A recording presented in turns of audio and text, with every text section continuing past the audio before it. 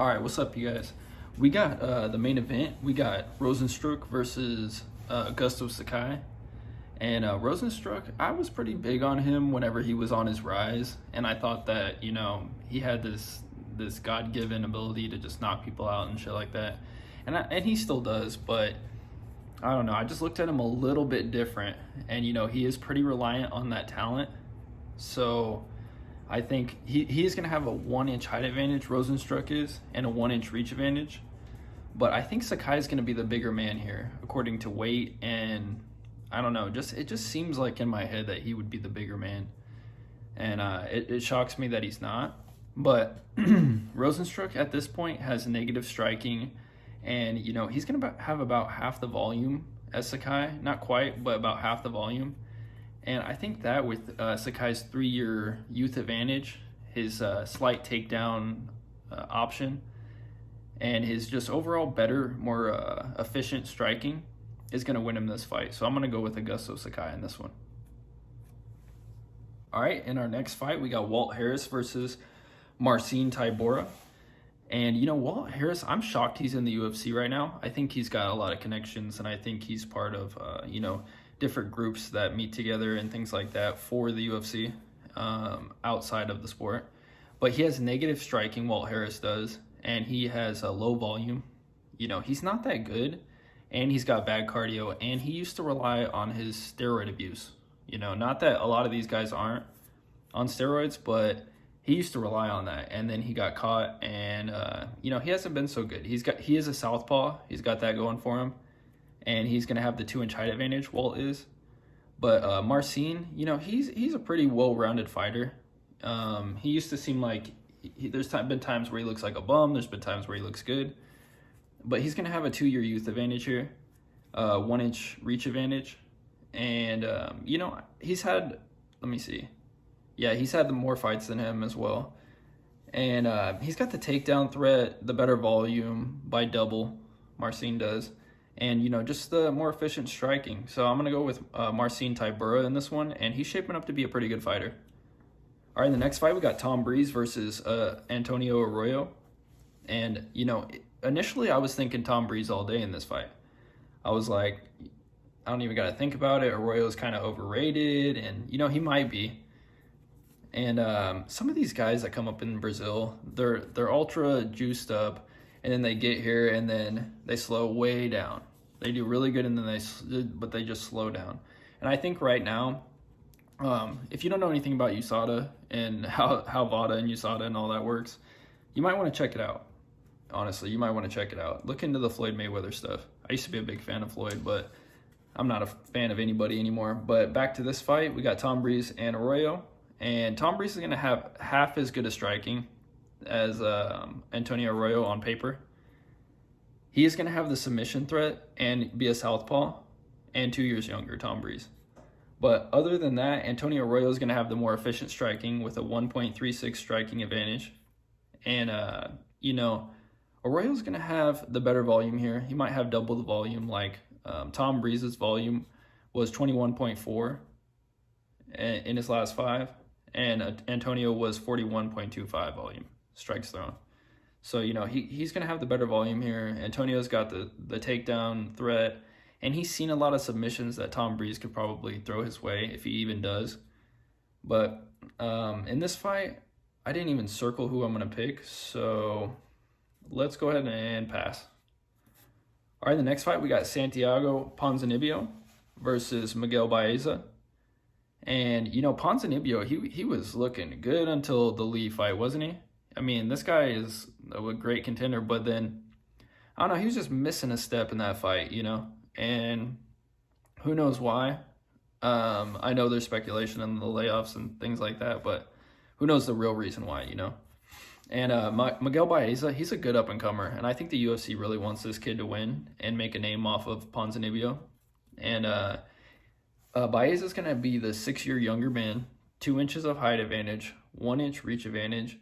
He's going to have the better striking numbers with a 0.75 striking differential compared to Ponzinibio's 0.16 striking. And Baeza's going to have the takedown and submission threat. And, watching him on tape, he's very fluid. You know, he darts in and out and things like that. Well, I shouldn't say he darts in and out. I mean, he just has a good style about him where he's there and he's not there and he's hitting you and things like that. He's not really using his whole body to dart in and out, but yeah, I don't know. I like his style, but I could see Ponzinibio catching him here, you know? So I think I'm going to pass on this one. And that's just the tell of this card because I did a ton of tape trying to narrow it down. And I don't want to be a reckless bettor. You know what I mean? I don't want to go tilt, as they say in poker, and just start going crazy. So I'm not going to do that. I'm just going to pass on this one as well. All right, in the next fight, we got Roman Litzy versus Laureanos Theropoli. And, you know, Roman, he looked good in his couple of fights. But then in that one fight, he looked like he slowed way, way, way down. You know, he looked like he slowed way down in that fight. And Roman is going to have the 1 inch height advantage and a 4.5 reach advantage. He's going to have the better striking differential with a 1.23 striking differential in his last 5 fights, where Theropoli has negative striking at this point. And Roman's going to have the takedown defense here and the submission threat. And, you know, something makes me want to pick Theropoli in this one. I just feel like, you know, when Theropoli fought, who'd he fight? Was it Ponzinibio? I can't remember exactly who he fought. Let me see. Thought it was somebody on this card. Maybe not. Maybe it was that. But, you know, he looked so good initially when he was first starting. And but recently he's just been not looking as good.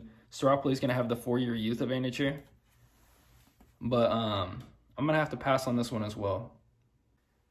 All right, so I'm going to have to pass on the Roman and Theropoli fight. And this is the most I've passed probably ever. And it's just because I don't feel confident in this card. I watched a ton of tape. Don't feel confident in this card still. So I'm not going to bet on the Roman fight. But in the Desco versus Gregory Rodriguez fight, you know, we saw Gregory Rodriguez in the Dana White Contender Series. And I picked him. I thought he was going to win that fight against Wright. But then he came out there and he kind of got stunned. And he got stuck and he just kept getting hit. I mean, that guy gave it everything he had and he just got stuck and stunned. And, you know, he's won a couple fights since then and looked really good. And I think Gregory Rodriguez is a great fighter. But I think that Desco is just better at this point, and I think he's going to take the win on this one. So I'm going to go with Desco just by being just the better fighter all around. And I think he can overwhelm him even better than Wright did. All right, in our next fight, we got Marina Moros versus Manon Fiorot. I don't know if I said any of those right, but Moros has negative striking. She's got great cardio and a long jab. She looked good in her tape, and initially I was like, you know what, I'm probably going to pick this chick. I don't even need to watch any on the other chick. She's newer and this and that. But I ended up watching some tape on her and looking at her numbers, and her numbers are great. I mean, she's almost got 4 strikes positive in the differential. So she's got a 4 striking differential. And she's got the takedown and the volume in this fight. And Moros, like I said, is a negative striker, got the great cardio. But I think that the other chick probably will manhandle her at this point. But I'm going to have to pass on this one as well. All right, in our next fight, we got Tanner Boser versus Latifi. And, you know, Tanner Boser is going to have the better striking here for sure.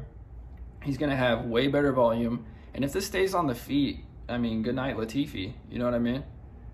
Latifi is an undersized. I mean, this guy could fight in light heavyweight. But I don't know. Maybe he thinks he has an advantage over the bigger guys in a sense. And but Latifi's going to have negative striking, and he's going to need the takedown and submission. He's just going to need that. It's going to be Tanner Boser pieces this dude up on the feet. Way too quick. Way too good. Honestly, way too good. And then Latifi's just going to be standing there, backing up, running back, and trying to get the fucking takedown. I mean, we know what's going to happen in this fight. If he gets it, he could lay on top of him, and the judges could choose him. You know, just like in the, the Ramos fight. I mean, who knows, right? Throwing a couple punches, and then a judge thinks that they win. So I'm going to have to pass on this one, too. All right, in the next fight, we got Yusuf Zalal versus Sean Woodson. Now, Yusuf is good, but a lot of people talk him up like he's way too good. He ain't that good. And Sean Woodson, he ain't that good either. But he is the bigger man. He's going to have the bigger frame. And honestly, he's like a weight class above Ufc Zalal. And that means a lot to me in this one. Sean Woodson's going to have the 1.97 striking differential and high volume at 74 strikes in his last 5 per fight. And, Ufc Zalal, he's going to have half the striking in this one, half the volume in this one, but he is going to have the takedown and submission threat. And being the lanky guy like Sean Woodson is, I can't remember how good his jiu-jitsu is, to be honest. But I don't see Ufc Zalal being able to use that effectively. You know what I mean? He doesn't, it's nothing special in that sense. And I think Sean Woodson's going to be able to negate all that and win this one on the feet, decision style. All right. In the next fight, we got Alan Patrick versus Mason the Dragon Jones. And we'll start with Jones. He's a headhunter. But he's got no head movement. And his defense is to swing back. And that's all it is. His offense or his defense is more offense. He's got good volume, all right striking, and I think he will be the better striker here, and he's going to be the 11-year younger man. That's great, but I think that Alan Patrick's experience here, even though Alan Patrick has negative striking and low volume, I think his quick takedown and his submissions and just experience out there is going to win him this fight. So I think that Alan Patrick's going to surprise people and win the underdog bet here. All right, the next fight, we got Montana De La Rosa versus Ariana Lipsky. And Montana's looking better and better. She's looking way better than she used to. She's going to have the... Oh, and by the way, in the last fight with Alan Patrick, he has the height advantage by 1 inch and a 2-inch reach advantage, as you probably already saw. Back to Montana. All right, Montana's been looking way better in these fights. And in this fight, she's going to be the taller girl with the longer reach. She's going to have negative striking somehow, but I still view her striking as decent. Same for Lipsky. She has negative striking, but I view her striking as decent. And Montana's going to have the takedown and submission threat in wrestling, and I think that's going to be the biggest factor in this fight. So just according to that, as some of you probably already think as well, I'm going to go with Montana De La Rosa via wrestling in this one. All right, the next fight, we got Claudio versus Jordan Leavitt. And Claudio's going to have the takedown and submission toss-up in this one. But I think that Jordan Leavitt might even be a better overall fighter and wrestler or possible. He had that vicious slam last time. And I think the Monkey King gets it done in this one. I don't think Claudio's that good. And I think they want to build up Jordan Leavitt.